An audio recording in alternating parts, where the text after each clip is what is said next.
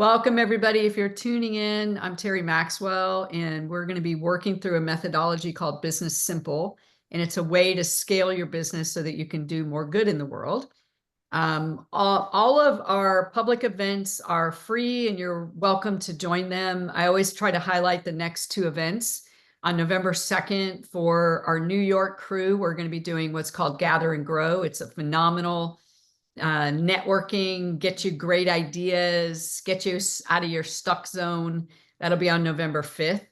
And then on November 7th is one you won't want to miss. It's Rocket 2025, and I'm going to show you how to analyze your business from 2024's results so that you can hit a bigger goal and make more impact in 2025. So if those appeal to you, please sign up. They are free to the public. It's a great way for us to introduce the great community that we have and some of our methods. A little bit about my background. I was president of an internet company that did an IPO in 1999. I'm older than I look. I'm almost 60. I'm about to turn the corner. Then 9/11 happened. I started and sold another business. And in 2009, I started over again with this crazy idea that there has to be a way to do good and make money. I built a purposeful Shark Tank, is the only way to describe it, called Share on Purpose. And the goal was to build something that made money as well as something that made a difference. We have two aspects. We have what's called the speculator, and we invest in businesses. This is the first zero waste makeup line. It's amazing. It's called Year Izzy. That's an example of something we invested in through the speculator. Then we have the cultivator, where we create business concepts. And so what you're seeing on the screen now are some of the businesses we've created, and ShiftCo is business number 5, which is cool. So how do you do that? How do you scale businesses to 1 million and beyond?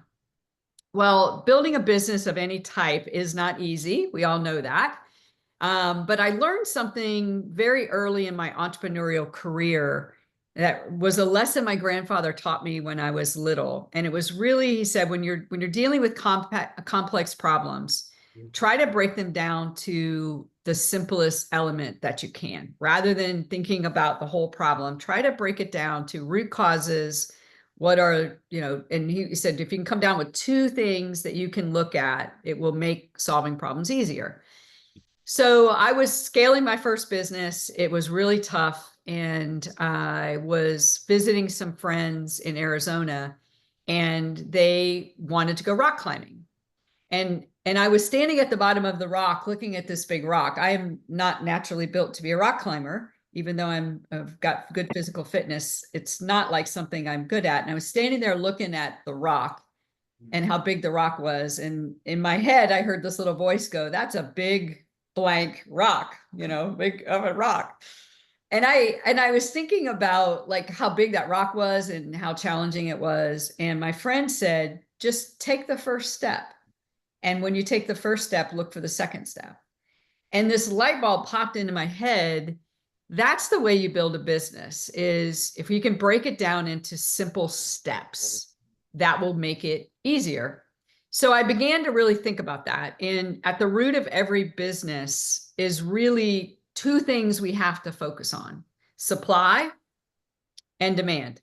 Now, I know on the surface, it almost seems too simple, but it is really this simple. The challenge is that supply and demand is not easy to manage. So that little purple line that you see there is what's known as the fulcrum. The fulcrum is the little piece of the seesaw that balances the 2 sides of the seesaw. And that fulcrum in your business is where the pressure is between supply and demand. So demand is how much revenue, how many clients you have. Supply is how you're servicing that. And again, I know this sounds simple, but stay with me on this, because I'm about to show you how this one thought changed the way I thought about scaling businesses, and now is a big part of the methodology that we use in ShiftCo.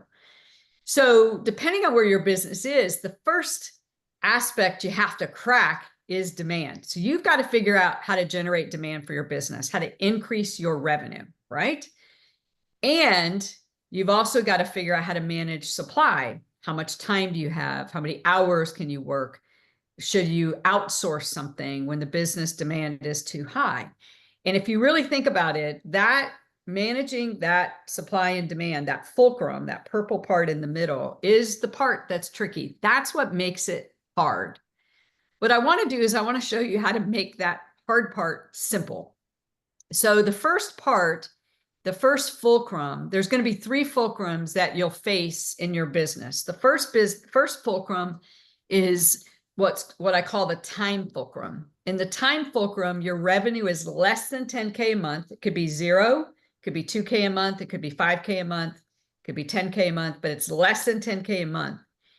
And what happens is that purple line is what your revenue looks like. And how this manifests is I get the work, woo, yay, I got a new client. I do the work, oh my gosh, I don't have any more work. Oh, I got another client, I do the work, oh my gosh, I don't have any more work. So the first fulcrum that you have to solve for to break the 10K barrier consistently is you've got to figure out how to manage your time differently so that you can get the business above 10K. So I'm going to pause the recording for just a second so we can talk about your specific businesses. So we're looking at the second fulcrum, which is, I believe, the toughest. And in this fulcrum, what destroys success in this fulcrum is the feeling that you're failing. Because rather than the previous fulcrum where get the work, do the work, get the work, do the work, that you can rationalize, in this fulcrum, what happens is it feels like Groundhog Day. You have these setbacks. Oh, it's working. No, it's not. That didn't work. Oh, it's working. No, it's not. You know, oh, that didn't work. Oh, it's working. No, it's not. And you think it's you. It's not you. And as I was saying to the group, I've had this methodology for 20 years. I've been using it in my own businesses. And I assume just because I know it, I can avoid it. You can't. Every one of these little loops, these little they're baby failures in the context of building a business. They're information that tells you what works. They're on both sides of the fulcrum. So on the demand side of the fulcrum, maybe networking was working for you and now it's not. What are you going to do? I go to networking events, the networking is drying up. What am I going to do? Well, you need a new way to generate demand. So it's not that you're failing, it's that you need a new way to generate demand. So what you have to really manage here is really your energy and your mindset here. Is both sides are going to have things that they worked and they don't work. They work and they don't work. They work and they don't work. And so what you've got to do in the resource fulcrum is you have to manage your mindset and focus on what's working. Don't focus on what's not working. It's like, okay, that's not working anymore. Scrap it. Doesn't matter. Do something else. Here's what I learned from Mark Cuban on this. What Mark Cuban has said about this very issue is you fail your way to success. And the quicker you can fail forward and not see it as a failure, just see it as an adjustment, the easier it is to scale the business, which is why we work so much on mindset. This is the tricky part. So in the resource fulcrum, you've got resource constraints on both supply and demand. I don't have enough clients. Now I do. I don't have enough time, money, or resources. Now I do, but now I don't have enough revenue. And you just go back and forth like that seesaw that we talked about a minute ago. In this phase, there are not enough resources to scale easily. So I'm going to point this out on the screen so that you can hear it loud and clear. In this phase, what we call shape, 10 to 30K a month, there are not enough resources to scale the business, period. There's not enough time. There's not enough money. There's not enough resources, contractors, or there's not enough clients. So you just have to accept that. And then the goal is just to fail forward, both sides of the equation, supply and demand. So I got to get better at demand. Some of the things you're going to do in demand gen aren't always going to work. The quicker you change that, the easier it is. Then on the supply side, you're going to outsource something, and then a person is going to drop the ball, and you're going to be like, oh, I can never outsource again. No, you can outsource again, but you've got to get better at how you communicate with who you outsource, or you got to get better at who you hire. And then you're going to say, oh, well, I don't have enough cash to hire a resource. You're right. You don't have enough cash. What do you got to do? You got to generate a little more demand. And then you got to invest that demand in a resource to get things off your plate so that you can generate more demand. Now I'm going to pause the recording. And if anybody is experiencing this, we'll just do some coaching on it. And so now we're going to move to the third fulcrum. The third fulcrum is called the leadership fulcrum. In the leadership fulcrum, this is when you go from 30K a month to $1 million a year. This is when you truly scale the business. And you'll notice you don't have those loops, but what you do have, we call it build, is it's going to feel like climbing stairs. There's dips, but they should be minor and short-lived. If you are optimizing both sides of supply and demand. So that's the tricky part. Let me put the three fulcrums up here again. So what you're looking at on the screen is what SHIFCO is based on, the Conscious Business Growth Platform. These are the business phases that we have built SHIFCO to serve. In 0 to 10K, we have 17 different unique pathways to get the business to 10K. When you're a SHIFCO member, you don't have to do all 17. You only do the ones that you need. But one of the things that you're going to hit is that time fulcrum. And that's the one we talked about, the get the work, do the work, get the work, do the work. Here's the trick. If you don't get through the time fulcrum, the business never scales to shape.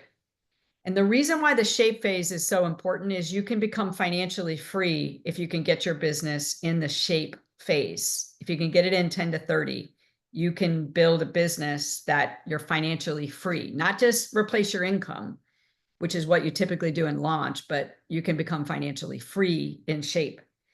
The problem in shape is you've got to get through that resource fulcrum, and it's tricky. And then the third fulcrum is the leadership fulcrum. And then that's typically when the business really is, being that 7-figure success, and wealth creation is from Evolve and beyond. Now, I want to point out that you don't have to build a 7-figure business. It's really based on who you are and whether or not you want to build a 7-figure business, but you can build a 7-figure business. We've proven it. 84.9% of our members double their income typically within a year of working with us. Many of them now have now that they went from launch to shape or shape to build, they've set their eyes on building a 7-figure business, but you don't have to. I really want to drive this point home. You can be financially free, save for retirement, start a 401k, put money aside if you can get the business to 10 to 30K, and you can get work-life balance in shape. It's hard to get work-life balance in launch, but you can do it in shape. That's why we set a goal that we want every single member to be in the shape phase, because we want them to be financially free in their business. Questions? Let me pause. Okay, so now I'm going to give you the next piece of this. When somebody is in SHIFCO and they have a business simple problem, I'm the primary coach they work with, because this is one of my specialties, is helping people crack this nut. And what I've found is that you have to, first of all, figure out what needs to change. And that part is part science and part art. So let's say it's demand gen, that I need more demand. Okay, well, do you need more awareness? Most of the time, that's what you need. You don't need more leads. You need more people to be aware that you exist. So you've got to get to the root cause. And so that's one of the first things you want to work on. Secondly, is you have to understand what I call the net profit of time. And that was basically what we just talked about. And I'm going to go over it again, what the net profit of time is. And then there's 5 different ways to solve the scalability problem. So I'll go through each of those 5 ways. The first thing is really the root cause analysis. So we use this chart. It's an energy and impact. And you look at what gives you energy and then versus what's draining and what actually provides impact in the business. And you can take a screenshot of this if you want. And you plot all of the things that you're doing. Anything that is over here, or sometimes it's over here where it's not filling your cup. Let's say posting on social media. Maybe you like to build the content, but you don't like to post. Anything that's low energy, it's draining you. Those are the things you want to outsource as soon as you can afford to outsource them. What you want to keep are the things that you love to do. So Kristen, back to the example we were talking about a minute ago, if you could outsource the data collection and just make sure it's in a secure repository, if you don't like doing that, if you could outsource somebody to do that, to set that up for you, one, you might spend a couple hundred dollars getting them to do it, but it would drain you if you had to learn the system and figure out the system and all that kind of stuff.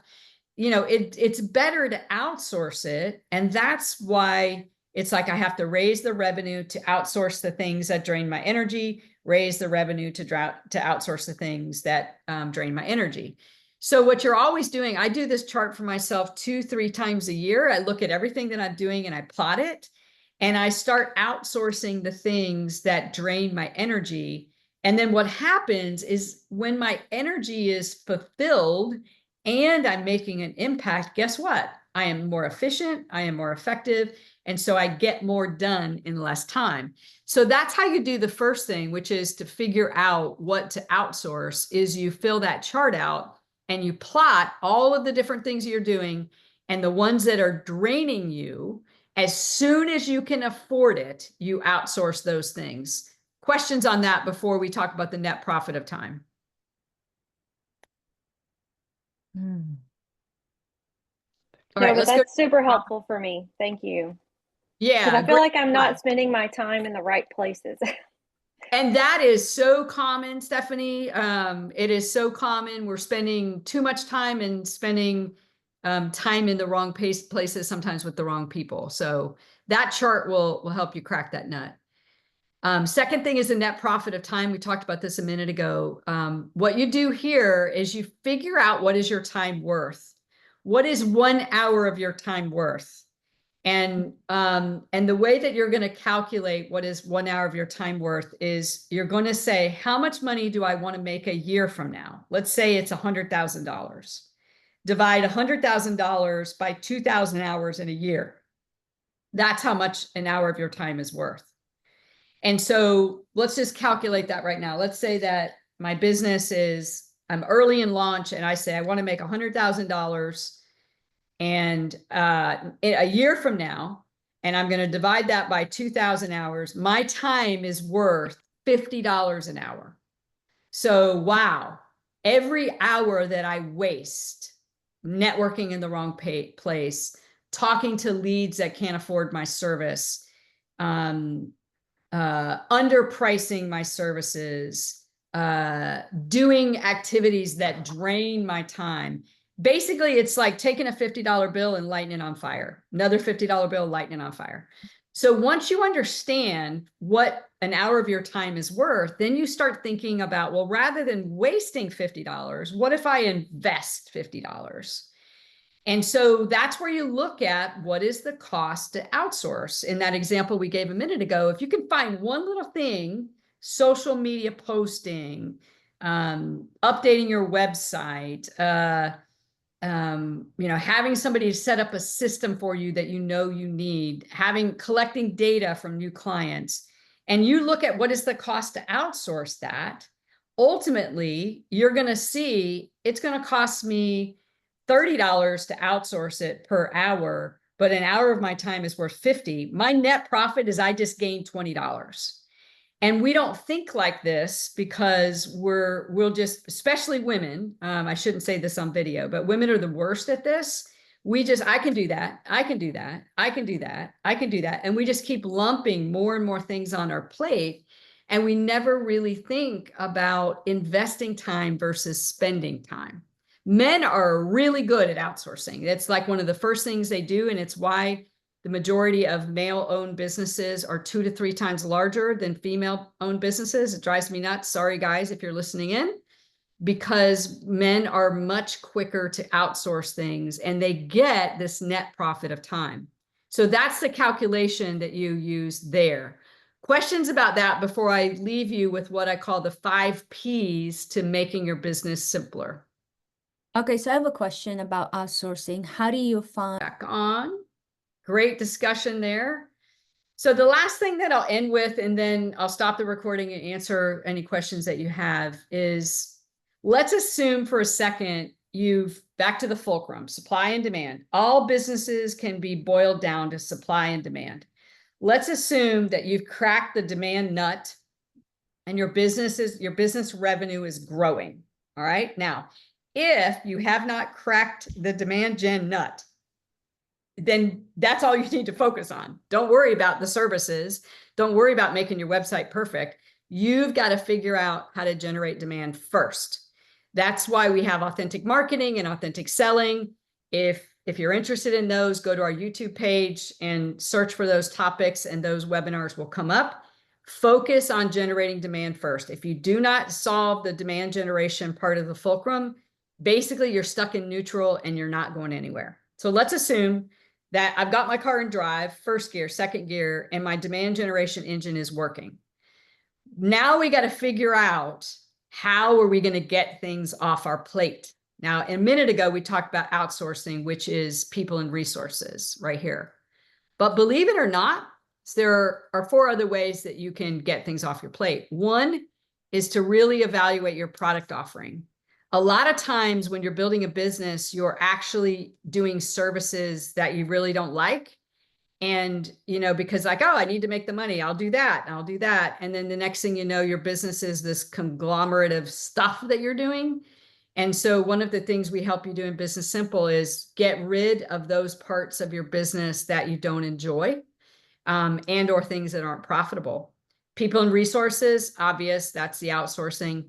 Third thing, every one of the conscious businesses that I have analyzed in ShiftCo, close to 400 members, they were underpriced. That's why we have a pricing expert that works with all of our members, because we tend to underprice our services, and we will actually help you price your services so that you're making more profit. The other way is tools, process, and technology, and there's a time and place to add tools. I also see too often entrepreneurs they have lots of tools. They have so many tools, they don't even know what to do with the tools. You want to add tools and processes and technology very, very carefully, because it can make your business more complicated. And then the last one is partnerships. A lot of times, rather than hiring somebody, you can partner with somebody to deliver it and share the revenue. So those are the 5 ways on the supply side. And then the beautiful thing is when you outsource, or when you reprice, or when you develop a partnership to get something done, you want to take the time that you got back and turn around and invest it into demand gen. So that's how it works. I'm going to end with just one other thing, and then I'll pause the slide and answer questions for those of you that are here. So ShiftCo is based on this diagnostic prescriptive model, and I just want to explain the context for that. We started the business in July of 2020. 1 year in, 53.4% of our members had doubled. As of the end of last year, it was 84.9%. Right now, we're right above like 85.4, 86%. And there's a couple of reasons why we get those kind of results. The first one is diagnostic prescriptive. So you're not working on 50 things. It's not a standard program that everybody goes through. We're just going to work on the things that you need, and we're going to focus on one thing at a time. Second is you work with a team. So there's a pricing expert, there's a marketing expert, there's a sales expert, there's a Business Simple expert, there's a website expert, so that you have a whole team of people that's included. And then third is we also work on mindset to help you build confidence and reduce fear, uncertainty, and doubt. And remember, you're going to go through 3 fulcrums: the time fulcrum, and a lot of you were talking about there, the resource fulcrum, and the leadership fulcrum. And I think that's going to be it. Remember, we've got 2 events coming up. If either of these events appeal to you, check them out and come join us. And I'm going to pause and see